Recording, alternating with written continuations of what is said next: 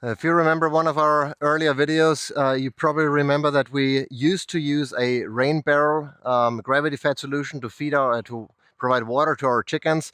So the rain would collect on the roof, would get into the barrel, and would then get piped into a copper pipe with nipples attached. And that has been working great, but there are a couple of downsides we discovered to that approach, which is why we switched how we are watering or providing water to our chickens. And one of the main downsides was that there was obviously algae, building up in the barrel, since the chickens, don't drink as much, so the barrel would stay with old water for extended periods. Mosquitoes would breed in there. I don't know how they got in there because there is a mesh wire on top, but they got in there anyway.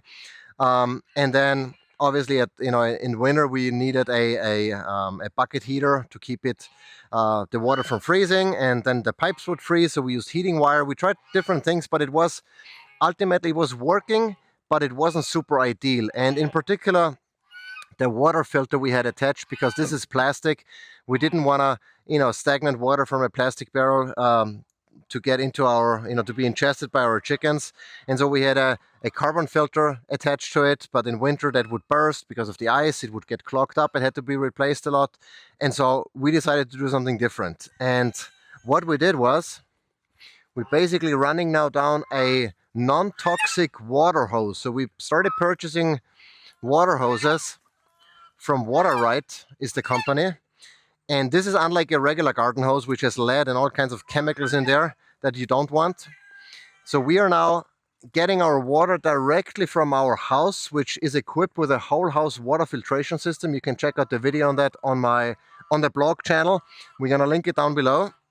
So you get clean water down here all the way. We use pressure reducers, so the nipples would work, and then just feed the water into the pipe. I mean, this is still a plastic pipe, but the thing is, the chickens drink enough to empty that fairly quickly and get fresh water in there. And so the challenge was to reduce the pressure enough from the faucet so that the nipples would work. But now they have constantly fresh water directly from our house.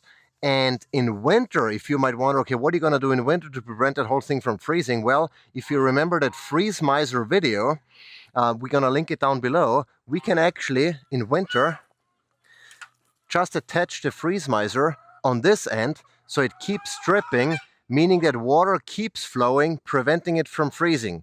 That's the theory. At least we're going to check out in winter if that actually works. But this is how we water our chickens now. The advantage, of course, is we don't have to refill water. We don't have to dump dirty water. They cannot soil it because it's nipple-based. There's always water coming down from the house, unless, of course, we have an outage. There is no algae building up. There is the risk of freezing should be significantly reduced.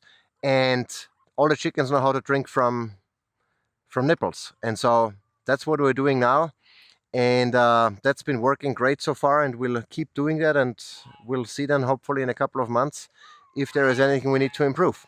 Let us know how you provide water to your chickens. What has been working for you? We have a fairly small flock of maybe 40, 50 birds or so. So it's not terribly large. We have 2 of those bars, 1 copper pipe, and this is a PVC pipe that we use, and it's been working great. But let us know what you do, how it's been working for you in the comments. Like, subscribe, and I hope I'll see you in the next video.